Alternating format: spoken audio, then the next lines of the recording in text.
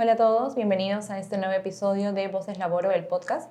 El día de hoy vamos a desarrollar el tema de compensación por tiempo de servicios, o comúnmente conocida la CTS. Nos acompaña el doctor Rodolfo Rodríguez y quien les habla, Kaori Mera. Bien, para empezar a desarrollar este tema, este es un beneficio social que cuentan todos los trabajadores que están comprendidos en el régimen laboral de la actividad privada, que tiene como finalidad ser una especie de seguro o respaldo económico para el trabajador en el caso de que cese su vínculo laboral con la empresa, ¿no? Se deposita a los trabajadores 2 veces al año, las oportunidades son en mayo y en noviembre. El 15 de mayo y el 15 de noviembre son las fechas para que los empleadores o las empresas tengan la obligación de hacer el depósito de la compensación por tiempo de servicio.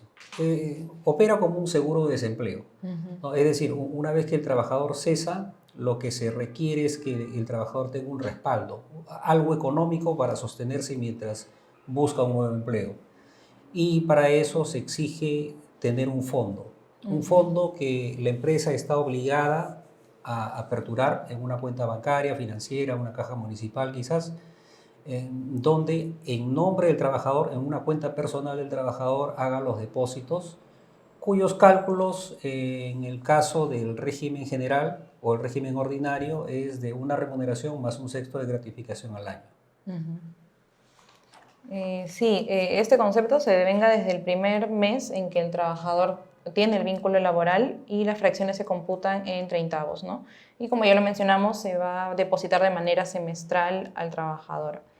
Lo regular, o bueno, la regla general es que este concepto está en una cuenta bancaria del trabajador, sin embargo, no es de libre disponibilidad del trabajador hasta que ocurre el cese. Sin embargo, pues es de conocimiento que actualmente hay una ley que ha dispuesto la liberación del 100% de la CTS hasta diciembre del 2026. Pero eso es algo excepcional, ¿no? No es que se ocurra siempre, ocurra de manera general. Claro, desde mayo del año 2024 hay una disposición donde se establece por ley que hay una liberación del 100% de la CTS sin tocar 4 remuneraciones computables, brutas, es lo que se indica. Es decir, si yo gano 3.000, tendré 12.000, no se toca, y en adelante, ¿no? Si yo tengo un exceso, no tengo 12, sino tengo 15, tengo 18, el exceso de 12, es decir, el exceso de 4 remuneraciones es lo de libre disposición. El trabajador puede sacar esa cantidad. Ahora, sí, es preciso señalar que la remuneración o la compensación por tiempo de servicio empieza a generar derecho en el trabajador siempre y cuando cumpla por lo menos un mes de trabajo, 30 días. Y al momento de la liquidación se entrega una carta de liberación de CTS, ya me estoy adelantando, ¿no? Y además en la liquidación se calculará la CTS trunca con los meses y días incluso, ¿no? en cálculo en proporción respecto de la remuneración computable. Claro, y en el caso de que un trabajador cese sin que se haya hecho el depósito, es decir, bueno, la CTS se calcula hasta el 30 de abril para la que se deposita en mayo y hasta el 31 de octubre para la que se deposita en noviembre, ¿no? El 15. Pero, ¿qué sucede si el trabajador cesa cuando aún no se ha hecho el depósito, ¿no? Es decir, por ejemplo, en julio, agosto, ¿no?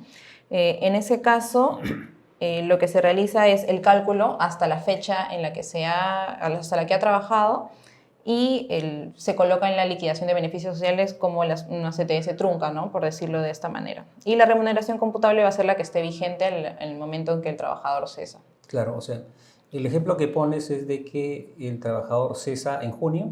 Claro, antes de que depositen. Pongamos que cesa el 25 de junio, ¿ya? La compensación por tiempo de servicio que me han depositado o que han depositado en la cuenta del trabajador ha sido hasta el 30 de abril, ¿no? Hasta el 30 de abril, pero lo han depositado el 15 de mayo. Quiere decir que a partir del 1 de mayo se genera una nueva CTS. Una nueva CTS llega todo mayo y llega hasta el 25 de junio. Ese todo mayo y esos 25 días del mes de junio constan en la liquidación, ¿no? Como CTS trunca. Sí. Y también es computable la asignación familiar. Es decir, como parte de la remuneración, ¿no? Como base de cálculo de la compensación por tiempo de servicio, se coloca no solamente la remuneración básica, sino también la asignación familiar, se agrega un sexto de la gratificación que es igual en el régimen ordinario y en el régimen general a una remuneración completa. Es decir, por ejemplo, yo tengo 1.130 de remuneración básica y 113 soles de asignación familiar. 1.130 más 113 es lo que corresponde a una gratificación también, ¿no? De eso un sexto, más la mitad, ¿no? La mitad de la remuneración básica más la asignación familiar es lo que debería corresponder el 15 de mayo y el 15 de noviembre. Claro, se toma en cuenta todos los conceptos que sean remunerativos, ¿no? Que justo es algo que también se va a mencionar más adelante y con mayor detalle, porque justamente en esta ley es que establece y hace una diferenciación entre los conceptos que se consideran remunerativos y los que no para el cálculo de beneficios sociales. Creo que para eso hay que hacer una explicación más amplia, ¿no? Aquí lo vamos a tocar de una forma más resumida, pero es importante que se sepa. Sí, por supuesto. Bueno, otro aspecto que hay que tener en cuenta para el tema del cálculo de la CTS es el tiempo de servicios que se considera, ¿no? Al igual que en otra oportunidad lo hablamos para el cálculo de vacaciones, por ejemplo, pues en la CTS también hay ciertos días que se consideran para el cálculo y otros que no. Por ejemplo, bueno, como regla general, los días de trabajo efectivo, ¿no? Que realice el trabajador, ya sea en Perú o en el extranjero, si el contrato ha sido en Perú, ¿no? Si ha sido contratado en Perú. Ya sea presencial o virtual. Exacto, ¿no?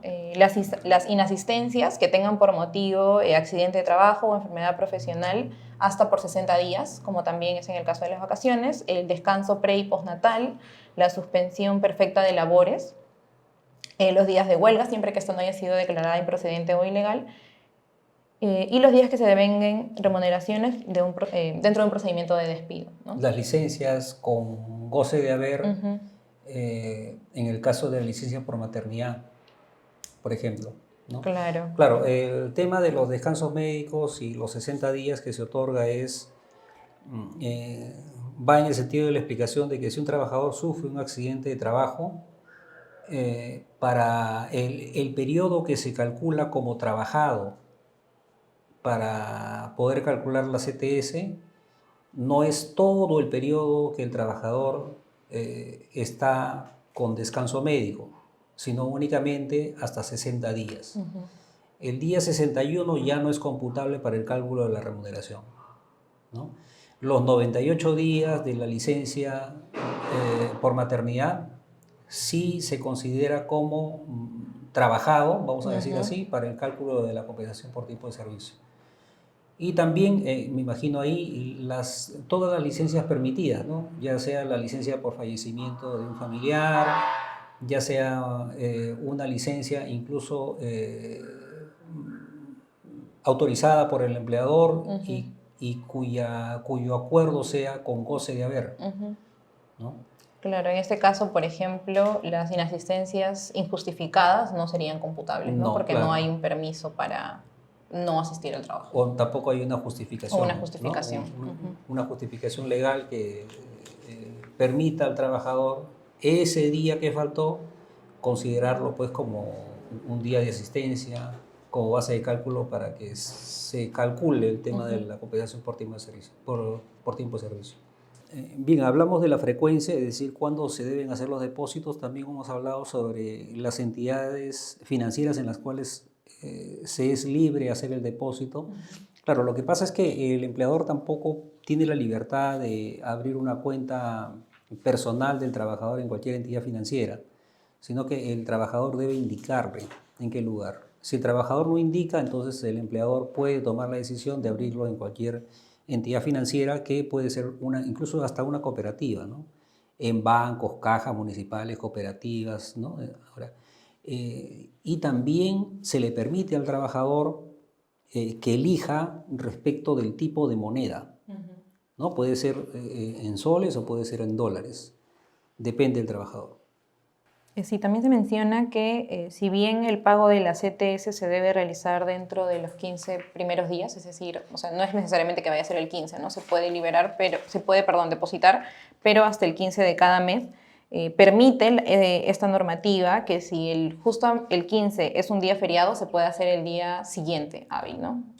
A diferencia de, por ejemplo, pagos de remuneraciones. Claro, como el empleador está obligado a hacer los depósitos de la CTS los 15, hasta el 15 de mayo o hasta el 15 de noviembre, eso no es rígido en el sentido de que ese día es el que tiene que hacer el depósito, puede hacerlo antes incluso, ¿no? Puede hacer antes del 15, pero si el 15 cae feriado, se autoriza al empleador a depositarlo en el día siguiente hábil, donde esté aperturada, pues, ¿no?, la entidad financiera para poder, claro, esto tiene incidencia respecto a las infracciones, ¿no? Porque en el caso de que un empleador tarde en presentar o en hacer el depósito de la compensación por tiempo de servicio, SUNAFIL fiscaliza y puede multarlo por hacer el pago de manera tardía, y además exigirle que pague o que deposite los intereses, que no son intereses laborales,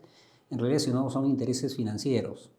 Bien, entonces hablemos sobre la CTS y cómo se regula esto en los regímenes especiales, específicamente en las empresas acogidas al REMIPE o inscritas en el registro MIPE, ¿no? Ya, bueno, en el registro MIPE hay dos tipos de empresas o dos regímenes, ¿no? El de la pequeña empresa y el de la microempresa. El de la pequeña empresa, en el caso de la compensación por tiempo de servicio, se paga el 50% tanto en julio como en diciembre, perdón, tanto en mayo como en noviembre. Y para la microempresa no hay derecho para la compensación por tiempo de servicio. Sí, ahora, algo que también es importante para evitar justamente incurrir en infracciones por parte de la empresa, claramente, es el contenido que debe tener la hoja de liquidación de CTS.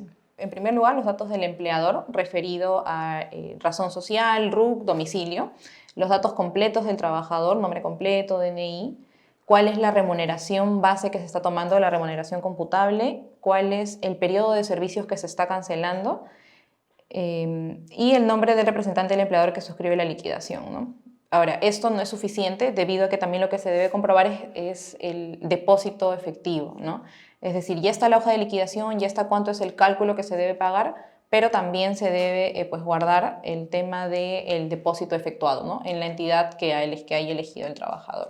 Claro, esta hoja de liquidación y las formalidades que se exige están orientadas básicamente para que el trabajador que recibe la hoja de liquidación pueda entender, ¿no? Y pueda saber exactamente por qué motivo y en base a qué se ha calculado la cantidad que figura, y debe coincidir, por supuesto, con el depósito efectuado. Una vez que se hace el depósito, este depósito en la entidad financiera genera intereses. Eso es una cantidad que no corresponde al empleador o no es responsabilidad del empleador, sino de la propia entidad financiera y del trabajador que eligió el lugar donde se deposita, ¿no? Y ahora ya se mencionó hace un momento, pero pues para dar un poco más de detalle, ¿cuáles son las infracciones en las que puede incurrir una empresa respecto al pago de CTS? Se mencionan infracciones leves e infracciones graves en materia de relaciones laborales. En infracciones leves está el no entregar la hoja de liquidación de CTS en los plazos establecidos, ¿no? Y no cumplir con informar a las entidades depositarias respecto a este trámite. Y como infracciones graves está no depositar de manera íntegra y oportuna la CTS o depositarla en una entidad distinta a la solicitada por el empleador. Entonces, estas son materias que supervisa SUNAFIL, sobre todo porque pues hay veces que, como lo mencioné hace un momento, no puede que se realice o se entregue al trabajador la hoja de liquidación, pero no se acredita el pago, ¿no? Entonces, el trabajador de repente después termina su relación laboral y va y no puede liberar la CTS, ¿no? Porque no se efectuaron los depósitos.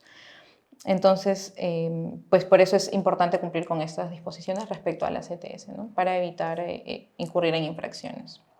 Pero la SUNAFIL fiscaliza no solamente el depósito en sí de la compensación por tiempo de servicio del trabajador en una entidad financiera que el trabajador haya elegido, sino incluso la entrega de las hojas donde se explica cómo es que se calcula esa cantidad y además el hecho de el día o el periodo en la fecha en la cual se hace el depósito. Y en base a la gradualidad, y se entiende también, ¿no? Se entiende que va de menos a más como infracción leve, grave, incluso hasta muy grave, pero no se pone en la situación de no pago. En la situación de no pago sí es una falta muy grave.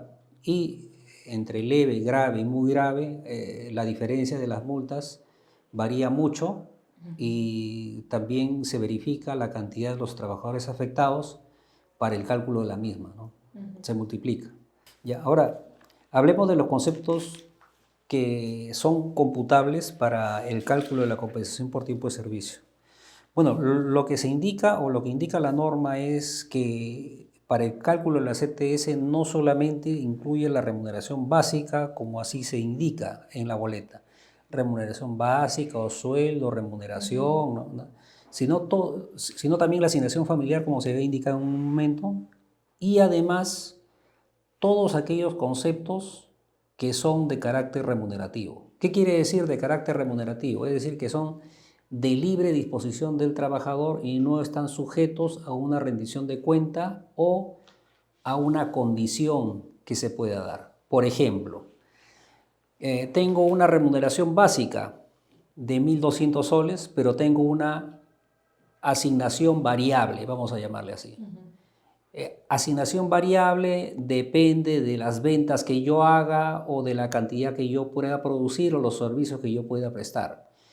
Ese pago es una remuneración variable en realidad, no es una asignación variable, es una remuneración variable y sirve como base de cálculo para la compensación por tiempo de servicio. ¿Qué se hace? Se suma todas las básicas de los 6 meses, se suma también todas las variables de los 6 meses y se promedia, ¿no?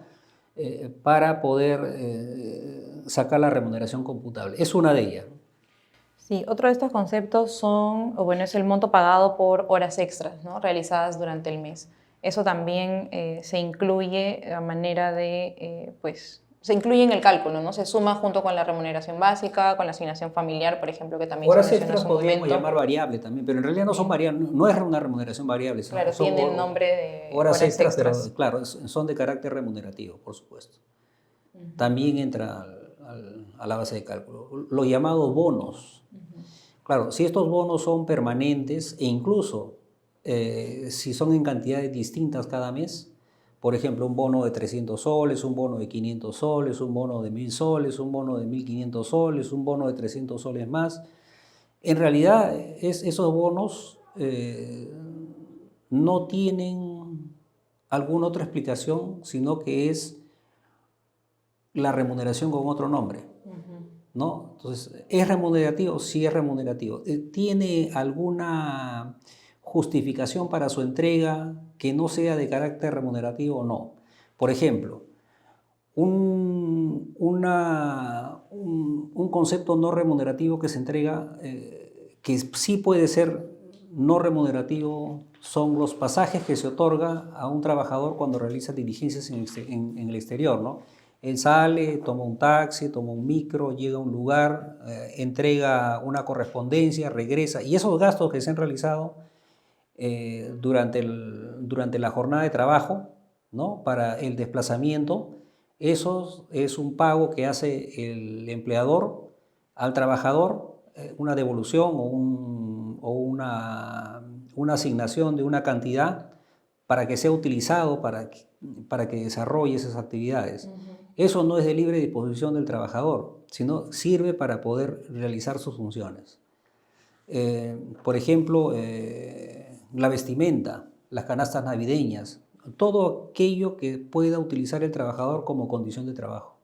Claro, un concepto que también es no remunerativo y que por lo tanto no entra al cálculo de los beneficios, por ejemplo, es la participación en utilidades, ¿no? El pago que se le hace al trabajador como utilidades por las ganancias que ha tenido la empresa de manera anual. Eso tampoco entra al cálculo, por ejemplo. Claro, pero sí está sujeto a renta de quinta categoría, ¿no? Claro.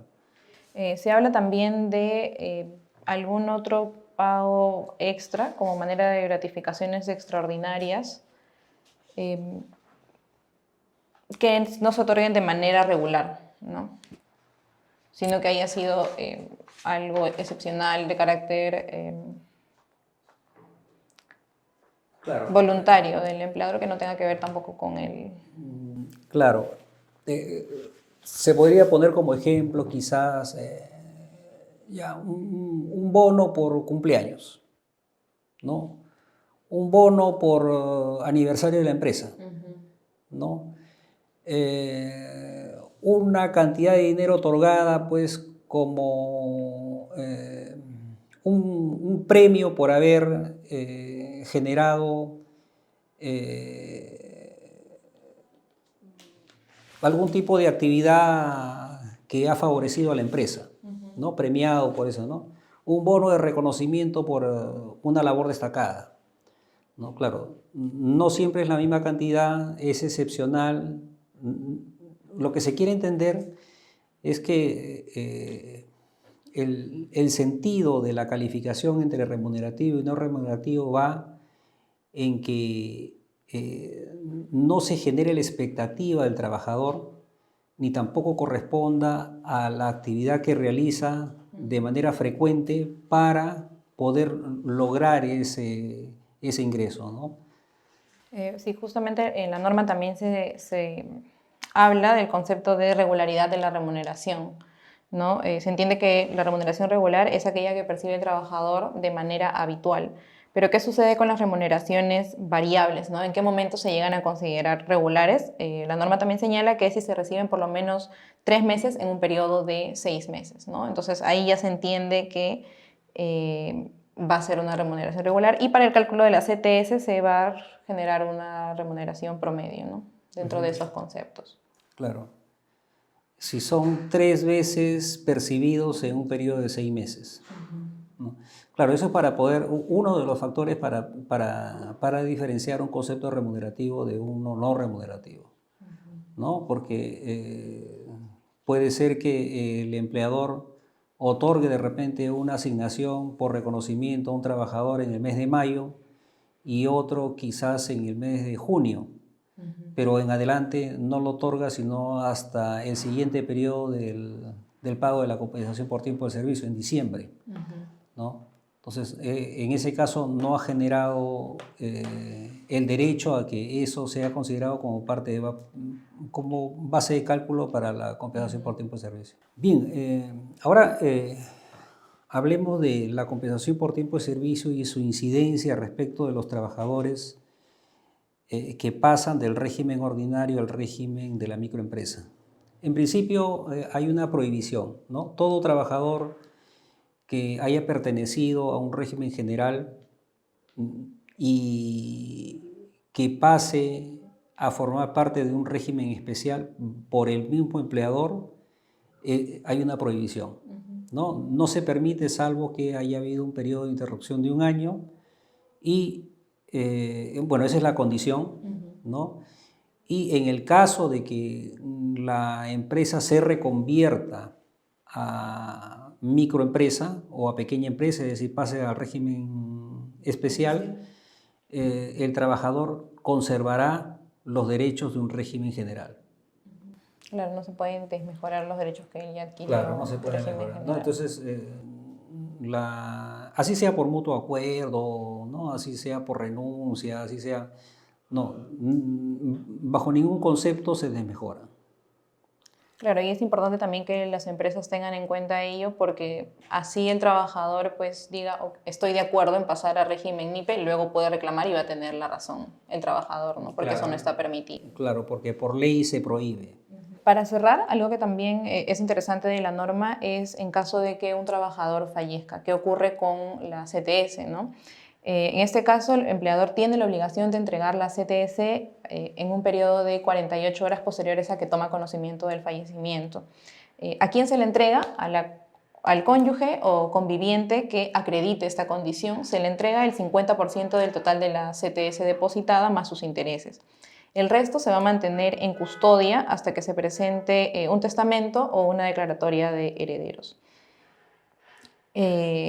Me parece también esto interesante porque quizás es algo que no es muy conocido y pueda el desconocimiento llevar a que no se pague, ¿no? Y luego un reclamo futuro por parte de, pues, el familiar de la persona que ha fallecido. Claro, la exigencia, y es entendible también, ¿no? Porque fallece el trabajador y el sentido de esta compensación es para poder solventar el desempleo o la falta de ingresos durante un periodo.